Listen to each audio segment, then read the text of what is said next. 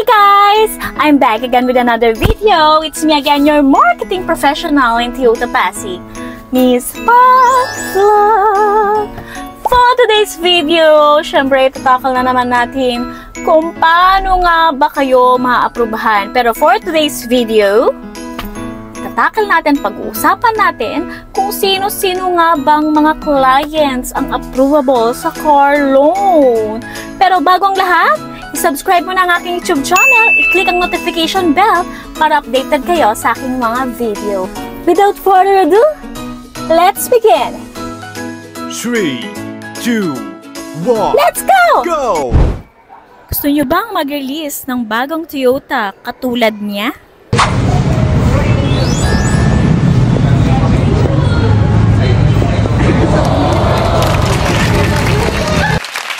Sana all. O hindi naman kaya? Gustong mag-apply pero hindi alam kung papaano papaaprubahan? Duda ka pa kung approvable ka? Baka ito na yung video na makakasagot sa mga katanungan mo. Tara, pag-usapan natin!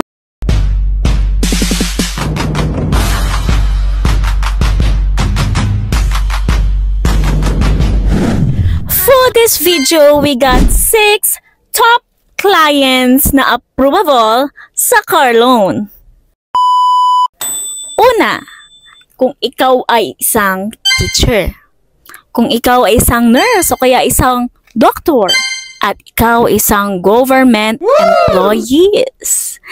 Yes, approvable ka sa car loan. Bakit? At anong kailangan para maaprubahan ka?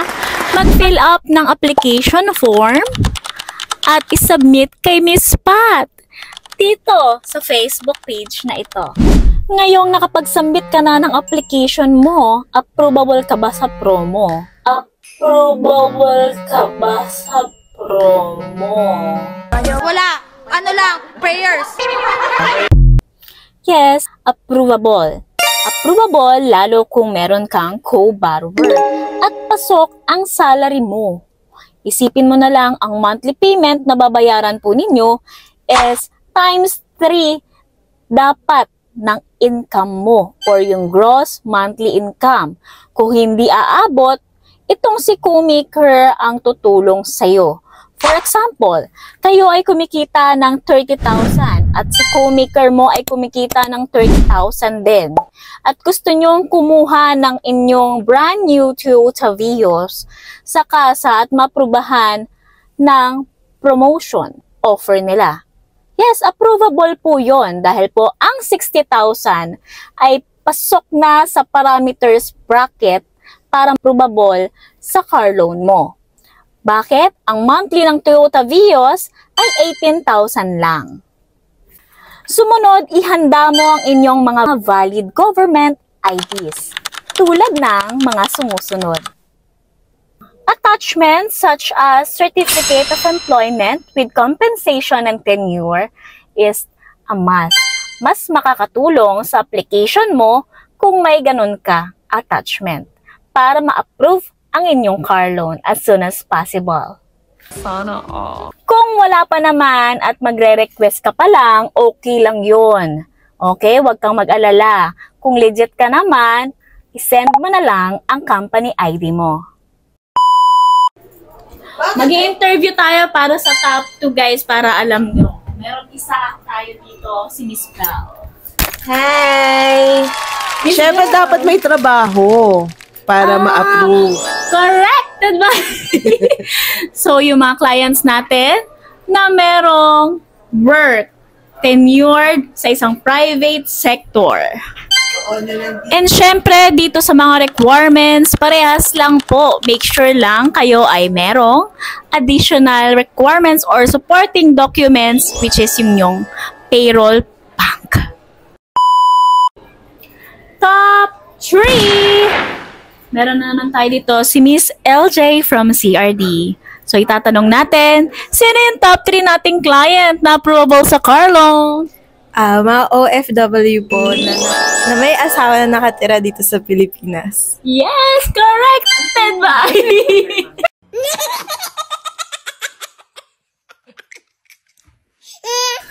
Grabe yung interview natin, top 3, guys. Kana pala yun. Ang ganda-ganda naman ni Ma'am LJ. Thank you, Miss LJ. And sa mga OFW clients natin, hindi naman porket wala kayong asawa, hindi na kayo approvable. Make sure lang kung kayo ay uuwi ng Pinas para mag-apply ng inyong car loan, magdala lang po ng passport, latest contract, at return ticket. At kung ang inyong supporting borrower is ang inyong asawa o si Mrs., yes, pwedeng-pwede basta meron po kayong attachments pa rin ng passport, latest contract, and 3 months latest remittance. Gusto niyo ba ng Avanza J na pang-Grab? Dahil approvable din ang mga Grab drivers. Bukod pa doon, ang mga Grab drivers or Grab operators kinakailangan ng kanilang immediate family as co-maker, as the representative to be their co-maker. Which means, sa mga sumusunod, dapat meron po silang co-borrower na may stable source of income. Madali lang ang requirements ng mga Grab drivers, Grab operators dyan. Dahil kailangan lang natin ng Grab SOA or yung tinatawag na Grab Statement of Account. Yan ay kinukuha po sa pinakamalapit na branch ng Grab sa inyo.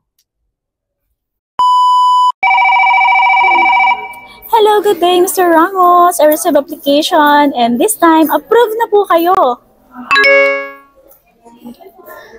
And sa top 5, meron tayong BPO employees.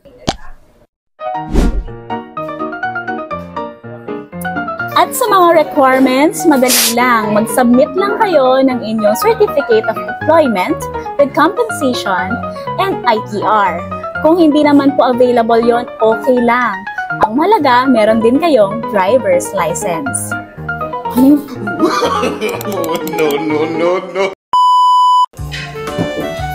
First seasons with eyes. Yes, thank you.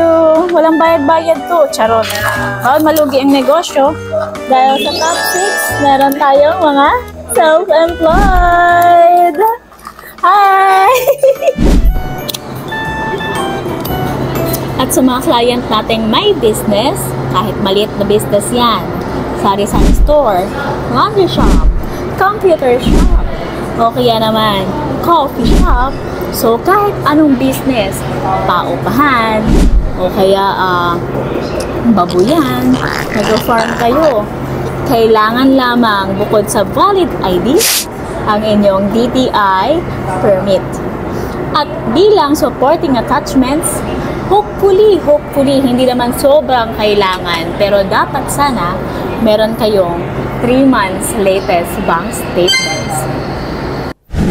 Kaya naman, baka ikaw na isa sa mga kliyente ko na approvable tulad nito, i-visit ng Toyota Pasig at hanapin si Miss Pam. At kung gusto mong mag-apply, i-visit at i-message lang ako sa FB page na ito. At doon malalaman natin ang talento ko. Charo! So yan, see you there. Thank you for watching. See you in my next vlog. Subscribe, like, and share.